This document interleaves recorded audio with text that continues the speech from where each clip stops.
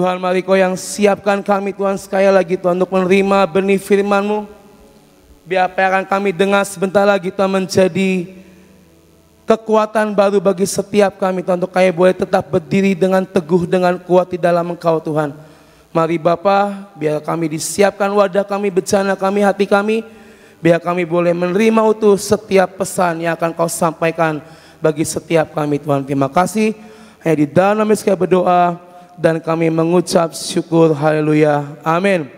Shalom, selamat pagi Bapak Ibu Saudara semuanya. Shalom. Semangat ya. Ya, saya percaya after PW 15 jam kita nggak jadi lesu, tapi tetap semangat dalam Tuhan. Amin. Nah, pagi ini saya dapat tentang yang namanya stand firm, atau dalam bahasa Indonesianya berdiri teguh. 4 hari ini kita mendapatkan semua porsi makanan yang luar biasa. Amin. Dari hari Sabtu, Minggu, Senin, dan hari ini nanti sore tentunya kita akan mendapatkan suatu porsi yang sangat dahsyat untuk hidup setiap kita. Amin, saudara. Nah, hari-hari ini, saudara, banyak yang mungkin kita terima dalam hidup setiap kita. Makanan rohani kita terima. Generasi Nehemia mempersiapkan ruang untuk lawatan. Kita kemarin Minggu subuh, jam 2 kita berdoa bersama-sama mengelilingi bola dunia. Kita bangun tembok berlapis-lapis. Ya. Kita sudah masuki doa puasa berantai di bulan ini. Ini semua yang sedang kita hadapi dan kita jalani dalam kehidupan kita. Tetapi untuk itu perlu yang namanya kita stand firm, berdiri teguh, kuat dan kokoh. Iblis nggak akan tinggal diam, saudara. Kita di recharge, kita dikasih api yang baru, ya kita semangat. Tapi iblis tentu tidak akan tinggal diam. Dengan berbagai cara mungkin dia akan melumpuhkan, akan merapuhkan hidup setiap kita. Makanya hari ini kita perlu yang namanya berdiri teguh di atas perjanjian firman Tuhan. Amin. Tadi kita sudah dikatakan kita berdiri di atas suatu perjanjian yang Tuhan berikan, yang berlaku buat kita dan seluruh keturunan kita. Oleh karena itu pagi ini saudara, kita harus tetap kuat, berdiri teguh. Karena mungkin dunia dan si jahat dengan berbagai cara akan mengembuskan berhalanya kepada anak-anak Tuhan. Yang mungkin tanpa kita sadari, mungkin kita ada di dalamnya. Berhala-berhala yang mungkin bagi kita itu hal yang biasa. Oh, ini hal yang biasa yang mungkin aku sering lakukan. Tapi itulah berhala-berhala yang sedang dunia dan iblis tawarkan bagi setiap kita, yang tanpa sadar kita terjebak dalam hal seperti itu. Kita akan sama-sama pelajari. Ada 5 hal berhala yang mungkin bisa kita pelajari dan bisa kita cross check apakah itu ada dalam hidup setiap kita. Yang pertama, ada yang namanya materialisme, ya, hidup dalam kenikmatan materi. Saya percaya semuanya sangat rindu diberkati dengan luar biasa. Amin. Melimpah, hidup dalam kelimpahan. Tetapi hati-hati saudara, jangan sampai berkat yang kita terima, jangan sampai kelimpahan yang Tuhan berikan untuk hidup kita membuat hati kita berubah, membuat pikiran kita berubah, dan akhirnya ujungnya apa?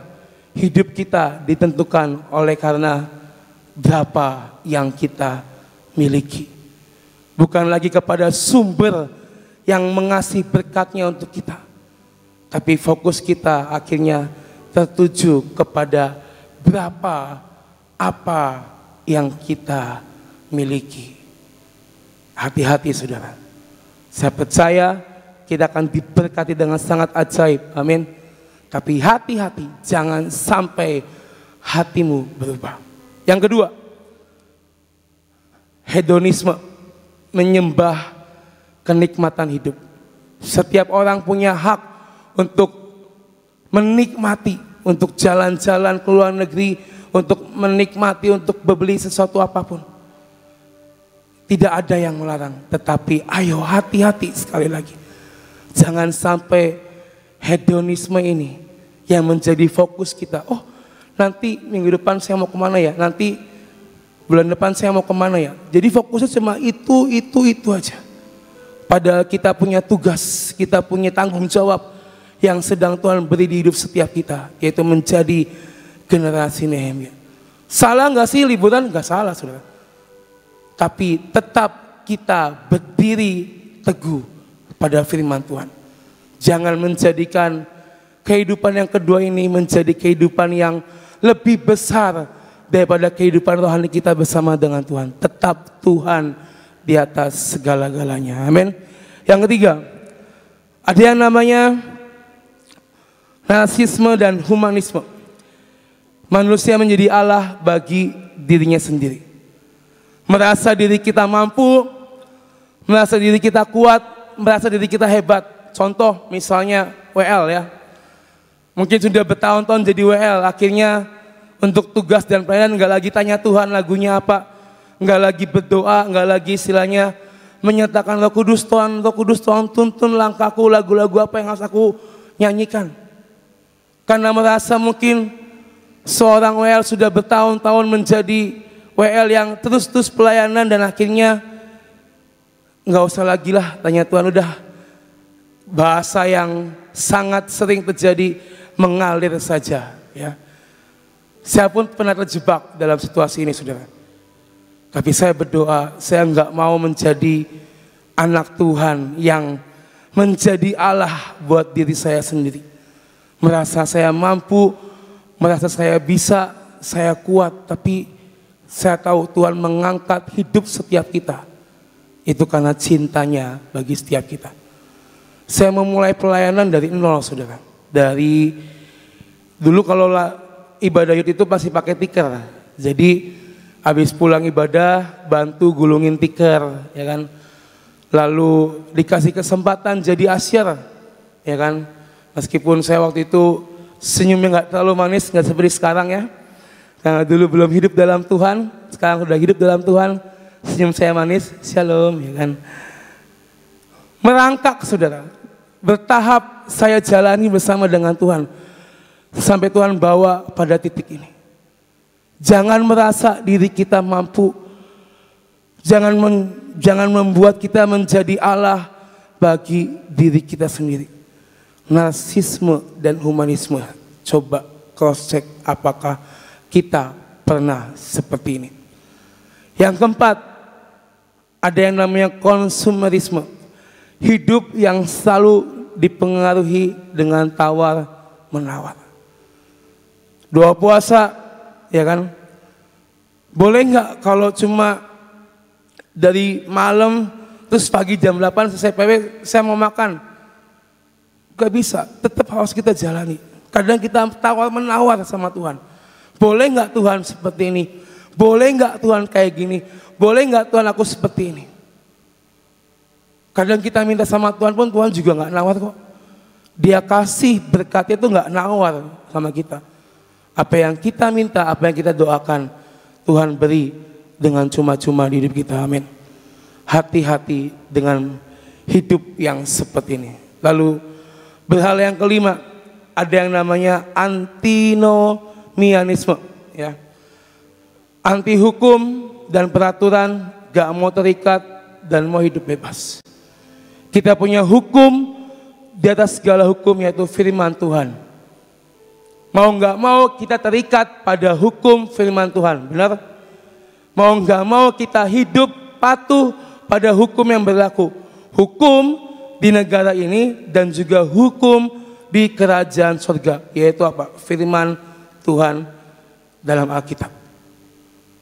Jangan kita menjadi anak-anak Tuhan yang anti hukum, sekarap dewek, maunya hidup bebas. Udahlah, hari ini juga Tuhan juga akan ngampunin dan segala macamnya. No. Tapi kita harus menjadi anak-anak Tuhan yang taat, patuh pada hukum yang berlaku. Bukan cuma hukum dan undang-undang di negeri Indonesia, tapi hukum dan undang-undang di dalam kerajaan surga. Hal-hal yang seperti ini, 5 ini, yang kadang membuat kita menjadi goyah. Kita nggak berdiri dengan kuat kembali, rapuh, goyah, tapi kita harus stand firm, ya, berdiri teguh, kuat, tidak goyah. Dikatakan yang memiliki makna untuk mempertahankan kebenaran firman Tuhan, teguh melakukan perlawanan terhadap setiap dosa-dosa kita, dan terus berani berpendirian teguh. Hari ini saudara, perlu kita stand firm di atas perjanjian firman Tuhan, supaya tujuan kita nyampe, supaya apa yang Tuhan akan berikan pada kita, kita bisa menerimanya. Kita sudah dideklarasikan akan menjadi generasi Nehemia. Itulah yang kita tuju hari-hari ini saudara. Perlu stand firm, berdiri teguh sampai semuanya jadi dalam kehidupan kita. Amin. Kita mau buka sama-sama dari Efesus 6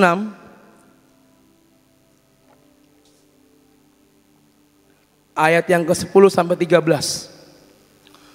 Judul perikopnya adalah perlengkapan rohani. Akhirnya hendaklah kamu kuat di dalam Tuhan, di dalam kekuatan kuasanya. Kenakanlah seluruh perlengkapan senjata Allah, supaya kamu dapat bertahan melawan tipu muslihat iblis. Karena perjuangan kita bukanlah melawan darah dan daging, tetapi melawan pemerintah-pemerintah, melawan penguasa-penguasa, melawan penghulu-penghulu dunia yang gelap ini, melawan roh-roh jahat di udara. Sebab itu ambillah seluruh perlengkapan senjata Allah, supaya kamu dapat mengadakan perlawanan pada hari yang jahat itu, dan tetap berdiri sesudah kamu menyelesaikan segala sesuatu. Kita punya tugas, kita punya tujuan di depan kita, dan itulah yang harus kita tuju dan kita lakukan. Jangan sampai ketika kita sedang berjalan menuju pada tujuan itu, sudah sampai di tujuan, tapi kaki kita menjadi lemah dan kita rapuh. Tapi Tuhan pengen hari ini kita tetap berdiri kuat. Dalam terjemahan bahasa Inggrisnya dikatakan, be strong in the Lord and in His mighty power. Put on all of God's armor so that you will be able to stand firm against all strategies of the devil. Then after the battle you will still be standing firm. Then after the battle you will still be standing firm. Stand your ground, putting on the belt of the truth and the body armor of God righteousness. Setiap hari kita berperang saudara, benar? Di dalam roh kita berperang. Berperang melawan kedagingan kita, berperang melawan kelemahan kita. Setiap hari kita berperang. Makanya kita diajarkan untuk kita mengenakan semua selengkap senjata Allah setiap hari. Supaya apa? Supaya kita tetap kuat di dalam Tuhan, tetap berdiri teguh di dalam Tuhan. After the battle dikatakan, we will still be standing firm. Kita tetap berdiri dengan kuat. Jangan kita menjadi anak-anak Tuhan. Oke, kita battle, tapi akhirnya kita lemah, mundur dan mundur dan mundur. Nah, tapi tetaplah kita berdiri kuat, standing firm, maju bersama dengan Tuhan. Hari-hari ini saudara, iblis gak tinggal diam. Iblis gak tinggal diam. Dia tahu Tuhan akan mencurahkan yang dahsyat dan ajaib sebentar lagi. Dia dengan segala cara akan melumpuhkan, menggagalkan. Tapi bagi siapa yang mau sampai ke garis akhir, stand firm, berdiri kuat di dalam Tuhan. Langkah-langkah apa yang harus kita ambil untuk kita bisa stand firm? Yang pertama dikatakan, kita harus mengenal sumber kekuatan kita. Percaya Yesus Tuhan sumber kekuatan kita. Amin. Tidak ada sumber yang lain. Dialah sumber kekuatan kita. Dalam ayat yang 10 tadi dikatakan akhirnya hendaklah kita kuat di dalam Tuhan, di dalam kekuatan kuasanya. Tuhan itu kayak sumber energi, saudara. Handphone, LED ini, lampu AC dan lighting ini, multimedia, sound. Kalau nggak ada sumber energinya itu listrik, semuanya akan mati. Bayangkan kalau kita PW tiba-tiba listriknya mati, tidak akan seperti ini. Tidak akan melihat layar yang sebesar ini. Mungkin Bapak sudah nggak mendengar suara saya dengan jelas karena mic-nya mati. Contoh kecil handphone aja yang sering kita pegang setiap hari. Kalau handphonenya udah low bat, sibuk cari yang namanya power bank, sumber energi cadangan. Tapi kalau di rumah colok charger ke dalam listrik, maka langsung ngisi kembali baterainya. Kita harus tahu mengenal sumber kekuatan di hidup kita, yaitu Yesus. Dia yang selalu merecharge kita, dia yang selalu menyemangati kita melalui firman Tuhan, melalui nubuatan Tuhan. Kita, tadi saya bilang, kita mendapatkan porsi yang banyak dalam beberapa hari ini. Itulah sumber kekuatan kita. Gimana caranya kita berlari menjadi generasi Nehemia, kita masuk dalam lawatan Tuhan, kita bisa berdiri kuat. Itulah sumber kekuatan yang Tuhan sedang berikan di hidup setiap kita. Nanti sore ada sumber kekuatan yang lebih dahsyat yang akan Tuhan berikan buat setiap kita. Tapi kenali siapa sumber kekuatan di hidupmu. Yohanes 15 ayat 5 berkata, Akulah pokok anggur dan kamulah ranting-rantingnya. Barang siapa tinggal di dalam aku dan aku di dalam dia, ia berbuah banyak. Ini yang penting. Sebab di luar Tuhan kita tidak dapat berbuat apa-apa. Hal dasar, simple, di luar Tuhan kita nggak bisa berbuat apa-apa. Dengan kata lain, mau nggak mau, suka nggak suka, ya kita harus hidup di dalam Tuhan, saudara. Sampai firman-Nya jadi, sampai rencana Tuhan jadi, sampai kita bisa menuntaskan semua tugas dan panggilan kita. Kenali sumber kekuatan di hidup kita. Lalu yang kedua, saudara, mengetahui siapa musuh-musuh kita. Kita semua punya musuh dalam hidup kita, amin. Bukan berarti, oh saya punya musuh fisik yang harus saya gelut gitu, enggak. Banyak musuh-musuh secara roh yang harus kita hadapi setiap hari, saudara. Banyak musuh-musuh yang membuat kita menjadi takut, membuat kita menjadi lengah. Itulah hal-hal yang harus kita hadapi setiap hari. Ketahui siapa musuh-musuh dalam hidup kita. Dalam ayat yang 11 dan 12 dijelaskan, kenakanlah selengkap senjata Allah, supaya kita dapat bertahan melawan tipu muslihat dan selalu kita waspada. Tipu muslihat iblis itu sangat licik, saudara. Dia dengan berbagai trik, dengan berbagai cara akan membuat itu seakan-akan normal dan biasa buat kita. Tetapi itulah yang sebenarnya yang Tuhan gak suka, yang harus kita jauhi. Tapi karena tipu muslihatnya dibikin seakan-akan biasa dan normal bagi kehidupan kita. Makanya setiap hari berdoa, baca Efesus ini, pikirkan selengkap senjata Allah.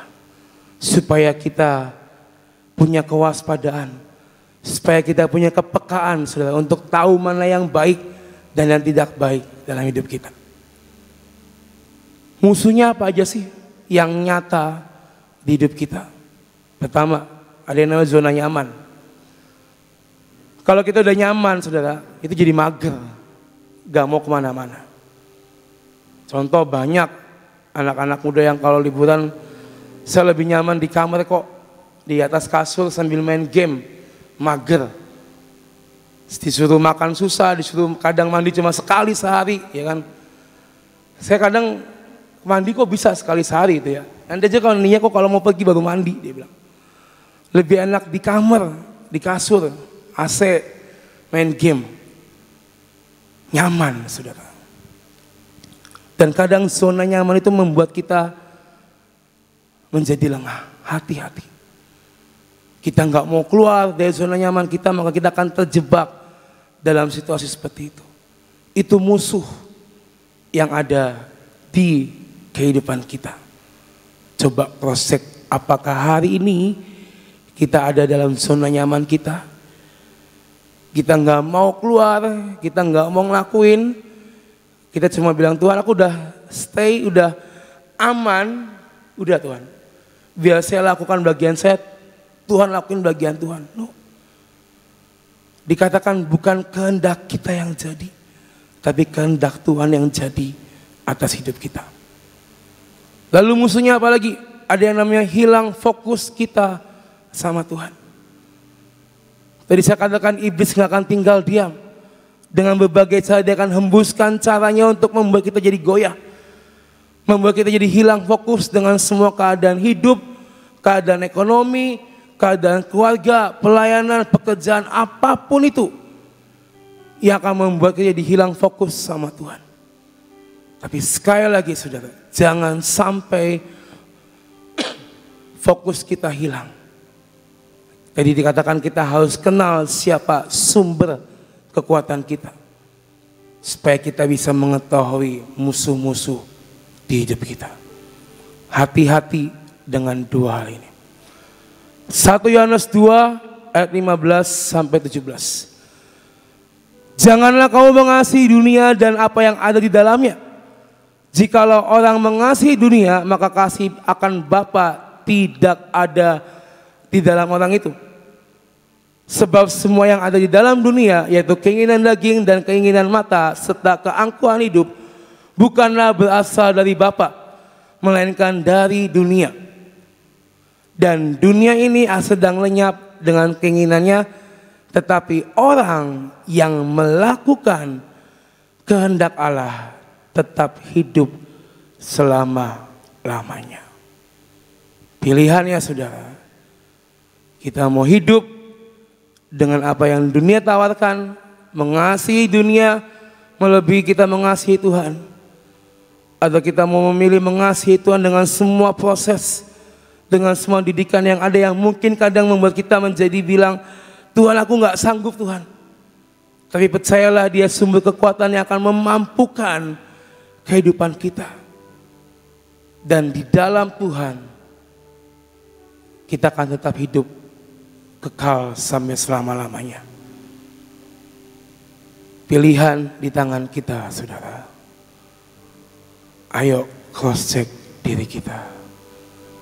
Lalu poin yang ketiga saudara, yang terakhir.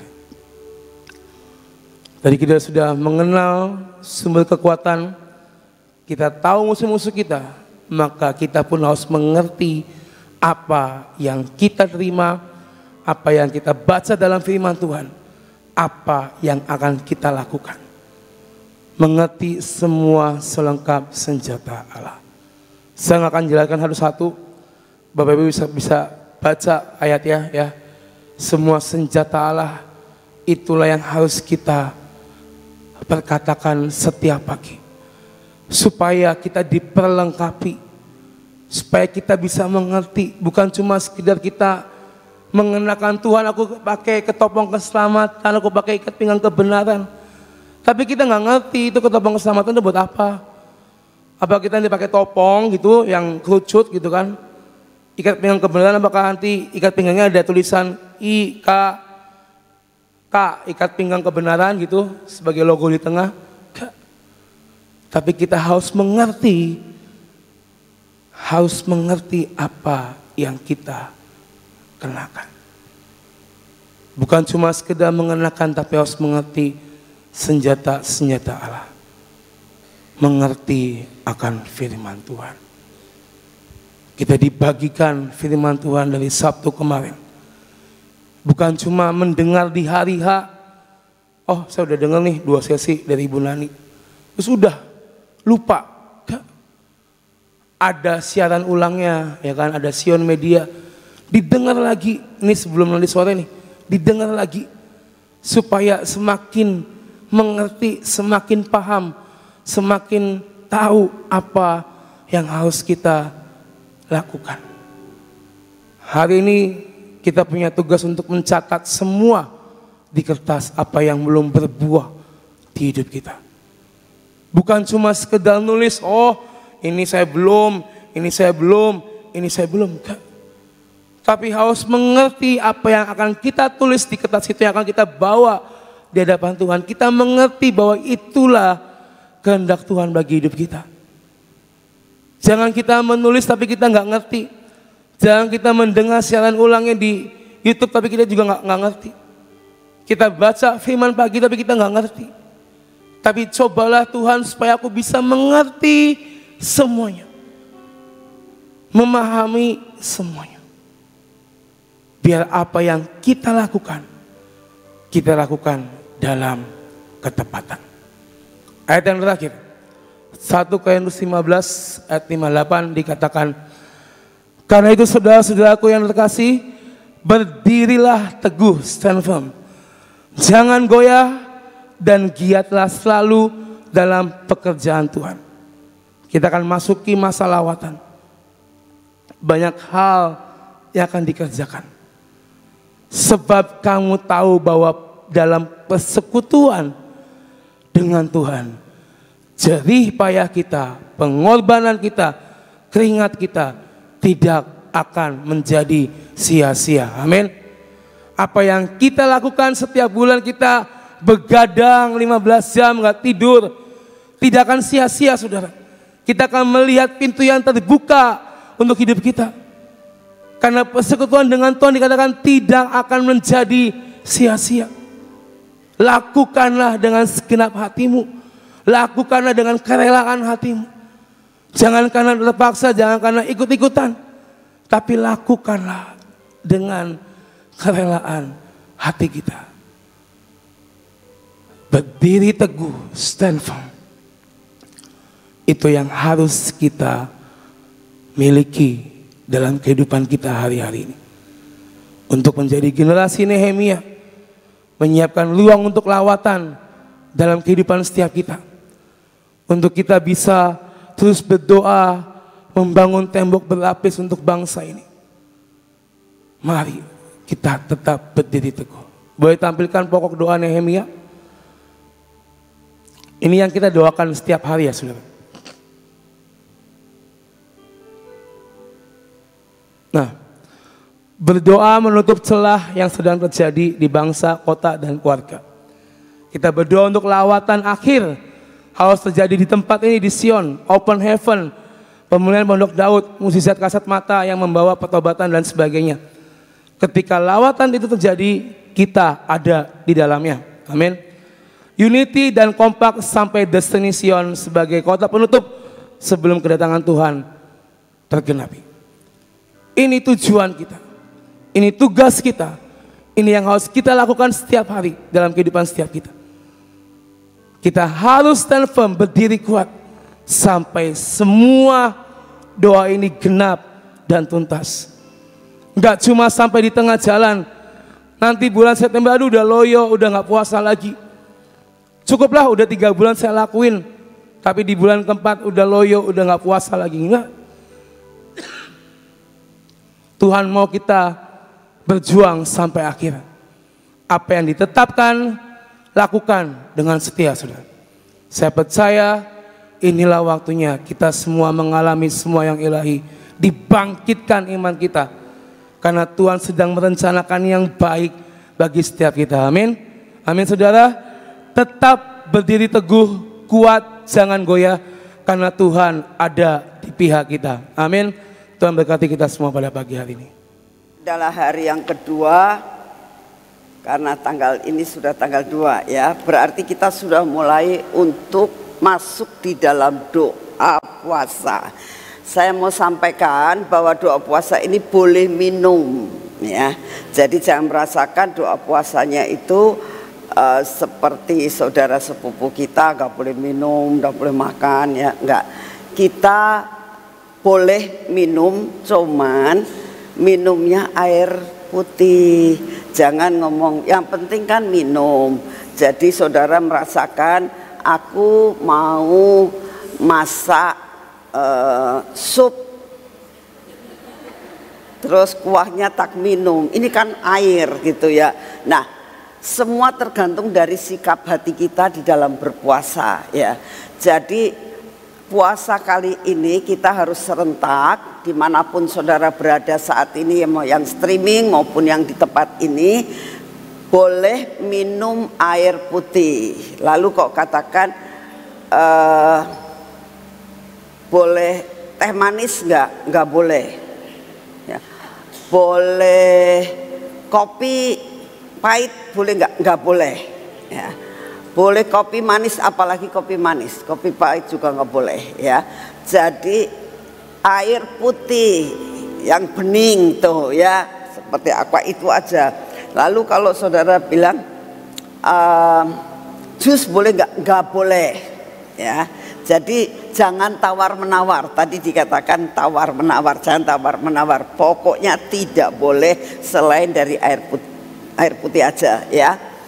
Dan yang puasa sekali lagi tidak sekedar untuk kamu tidak makan, tapi lihat ini ada pokok doanya ya. Jadi harus sebelum masuk puasa doa bareng atau doa sendiri, ini berdoa untuk hal-hal seperti ini ya, menutup semua celah yang terjadi dalam yang pertama untuk keluarga kita, terus kota dan bangsa ya. Jadi nanti sore akan dibagikan stikernya ya, supaya minimal dipegang tuh stikernya ya.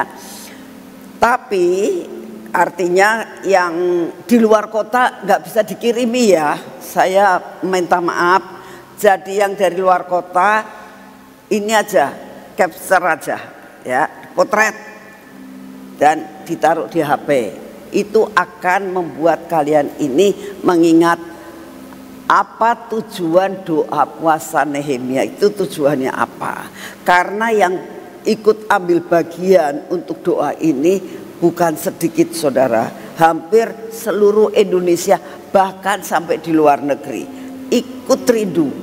Saya juga merasakan hebat ya Tuhan itu ya, karena ini tidak dipaksa untuk kalian doa puasa, tapi kok ada kerinduan, ada lawatan harus terjadi di tempat ini ya. Itu ajaib, betul ajaib. Tuhan itu sangat ajaib. Kalau saudara ikut doa yang 15 jam terus tidak ngantuk, itu ajaib, betul nggak? Kita harus merasakan keajaiban demi keajaiban dalam hidup kita. Nggak ngantuk itu ajaib ya. Terus yang kedua, kalau kita bisa puasa tidak lapar, itu ajaib ya. Kalau kita merasakan bahwa setelah doa puasa 15 jam kita tetap sehat, itu ajaib ya. Belajar tiap hari melihat akan keajaiban Tuhan dalam kehidupan kita, bahwa dia itu luar biasa banget. Kalau saudara ada di tempat ini saat itu juga anugerah Tuhan. Jadi saya berdoa dan menghimbau saudara, sebentar sore itu kita mulainya jam 6. Saudara boleh datang misalnya jam 5 untuk persiapan, itu sangat bagus. Dan saya juga mengucap syukur karena saudara datang ke tempat ini tujuannya ketemu Tuhan, mengalami breakthrough dalam kehidupan dan menikmati janji Tuhan. Saya sangat berdoa bahwa setiap orang-orang yang mau berkorban ya, mau sacrifice dalam segala sesuatu, waktu saudara ya, kenyamanan saudara, itu Tuhan akan memperhitungkan ya. Mari kita berdoa. Bapak, terima kasih untuk hari ini, untuk semua pujian dan penyembahan dan doa-doa kami. Dan pada saat ini Tuhan, kami ada di tempat ini. Sekalipun hari ini mungkin ada beberapa yang merasakan ini bukan waktu kami puasa. Karena di jadwal sepanjang minggu sampai berbulan-bulan. Tuhan, tapi kami mau menyatukan hati, yang kami yang puasa maupun kami yang hari ini belum puasa, belum waktu untuk puasa, tapi kami mau menyatukan diri untuk kami berdoa. Tuhan, saat ini kami datang di hadapan-Mu, kami mau doa dengan pokok-pokok doa tentang apa yang kami sudah baca tadi, yaitu tentang membangun tembok buat keluarga, buat kota, dan buat bangsa. Bapa yang di surga, siapkan hati kami saat ini. Mari saudara, yang pertama, saudara masing-masing minta diselidiki oleh Tuhan, baik yang ada di tempat ini maupun yang streaming. Adakah tembok-tembok keluarga kita yang perlu ditambal karena lubang? Minta diingatkan Roh Kudus. Kalau saudara merasakan apa sih maksudnya lubang dalam keluarga, keretakan dalam keluarga, suami, istri, dan anak, tidak pernah ada damai sejahtera, kebocoran-kebocoran dalam keluarga, masalah keuangan, hutang belum terbayar, listrik belum terbayar, kontrakan belum terbayar, itu termasuk tembok yang bocor. Persoalan bertubi-tubi itu tembok yang bocor.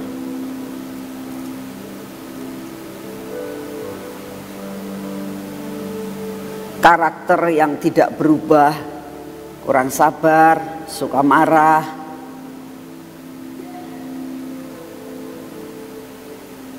persoalan yang tidak habis-habis, itu juga termasuk tembok yang bocor.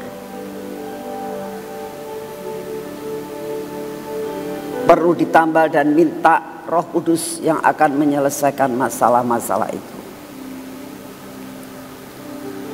Ini mengenai masalah lubang yang ada dalam keluarga.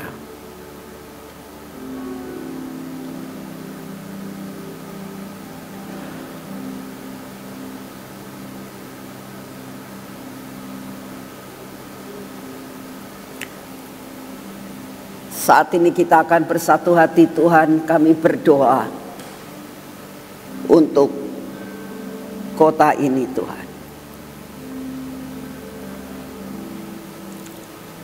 Semua yang terjadi kebocoran-kebocoran, terjadi lubang-lubang, tembok-tembok yang runtuh dari kota ini. Hari ini dalam puasa kami mau nutup Tuhan. Kami tetap berdoa biar kota ini menjadi kota yang semarak. Kota ini menjadi kota yang terkenal oleh karena kebaikan. Kota ini terkenal oleh karena ada anak-anak Tuhan yang selalu berdoa. Kota ini menjadi kota yang sangat indah dan bersih Tuhan. Kota ini akan dipimpin oleh seorang pemimpin yang berkenan di hati-Mu. Seorang pemimpin yang cinta akan bangsa dan negara dan cinta akan kota ini. Kota ini akan menjadi kota yang sangat-sangat luar biasa karena akan menjadi kota penutup. Lawatan boleh terjadi di kota ini. Banyak gereja-gereja yang disatukan. Semua mempunyai suatu visi dan misi yang sama. Boleh sederap dan selangkah. Biar kota ini menjadi contoh dan teladan Tuhan. Saat ini kami juga berdoa buat bangsa dan negara kami ini. Kami mau belajar untuk menutup semua tembok yang lubang dengan negara kami ini. Engkau tahu keadaan kemelut yang ada saat ini, resesi yang mulai terus membumbung tinggi, keresahan-keresahan yang ada, terutama terjadi penjebolan tentang internet ini. Ini pun kami persembahkan kepadamu. Kami minta di dalam namamu, Engkau turun tangan Tuhan, supaya lubang-lubang ini tertutup. Engkau berikan hikmat marifat kepada pemimpin-pemimpin kami untuk dapat mengatasi kemelut ini Tuhan. Penjagaan yang daripadamu akan terjadi. Semua bencana-bencana alam Engkau singkirkan dari negara dan bangsa kami ini. Terima kasih untuk semuanya Bapa. Saat ini juga kami datang di hadapan-Mu ya Tuhan. Kami sungguh rindu adanya lawatan yang luar biasa sebagai kota penutup tempat ini. Dan saat lawatan ada, kami juga ada di tempat ini. Kami berdoa Tuhan, Engkau sendiri yang terus beracara untuk menutup tembok-tembok yang berlubang Tuhan. Ada lawatan yang luar biasa terjadi. Kami juga berdoa saat ini ya Tuhan. Biarlah apa yang menjadi rencana-Mu itu terjadi. Rencana-Mu terjadi Tuhan. Rencana-Mu tidak ada yang gagal. Sampai miliatan jiwa diselamatkan. Kami percaya Engkau mendengar doa kami. Bapa, kami juga berdoa untuk sebentar sore, di mana Engkau akan memberikan pengurapan. Engkau memberikan acara yang luar biasa.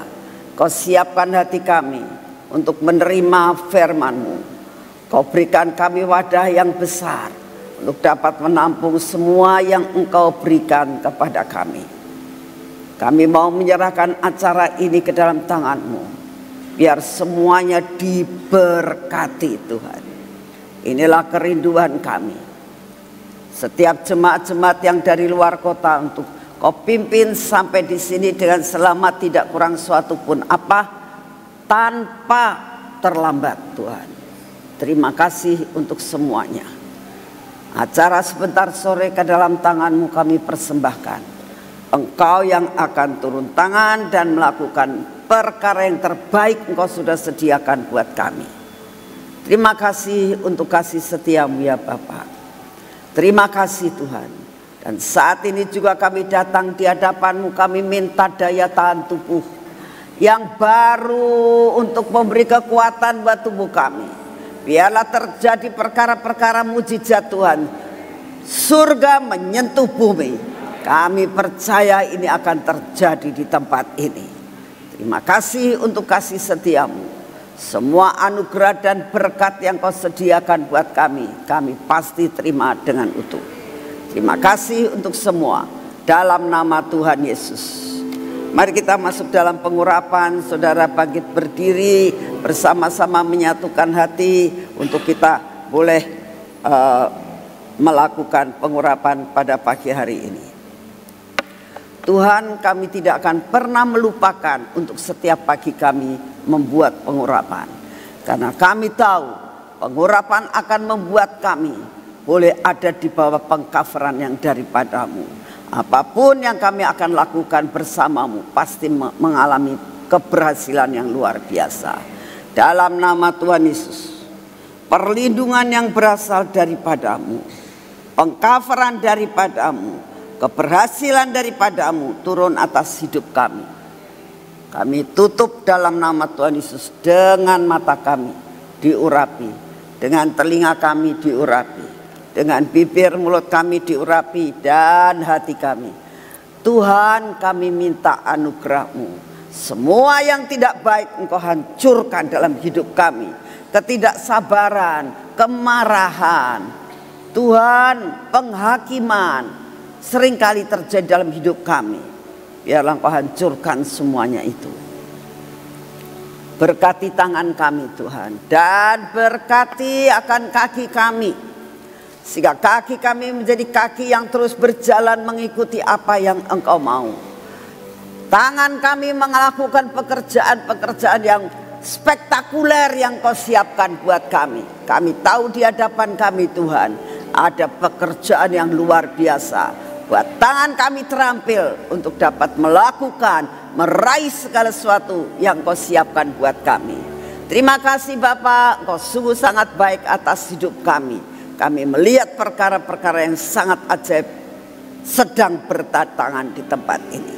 Terima kasih di dalam nama Tuhan Yesus. Amin. Siapkan hati sungguh-sungguh buat sebentar sore saudara. Tuhan memberkati saudara semuanya.